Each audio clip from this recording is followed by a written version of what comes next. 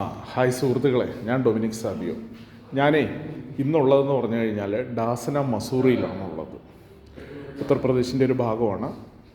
അപ്പോൾ ഇവിടെ ഈന്തപ്പഴം വിളവെടുക്കുന്ന ദിവസമായിരുന്നു ഇന്ന്.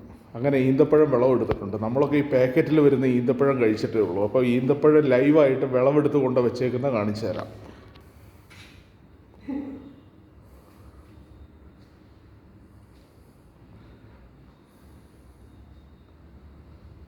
ഇതാണ് ഈന്തപ്പഴം.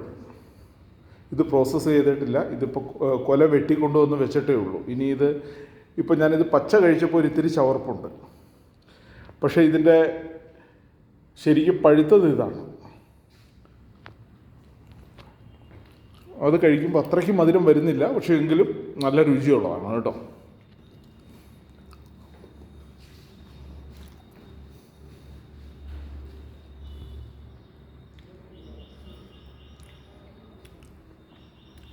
ഇതിവിടുത്തെ കപ്പുച്ചിൻ ഫാദേഴ്സിൻ്റെ പറമ്പിൽ നിന്ന് വെട്ടിയെടുത്തതാണ്.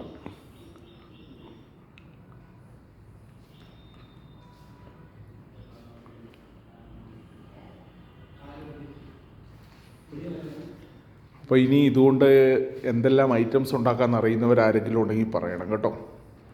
ഇതുകൊണ്ട് വൈൻ ഉണ്ടാക്കുന്നത് ഉണ്ടാക്കാൻ പറ്റുമോ, അതോ ഇത് പ്രോസസ്സ് ചെയ്യുന്നത് എങ്ങനെയാണ്, ഇതിനെപ്പറ്റിയുള്ള ഐഡിയ ഉണ്ടെങ്കിൽ ആരെങ്കിലും കമൻ്റായിട്ട് ഇട്ട് തരണേ.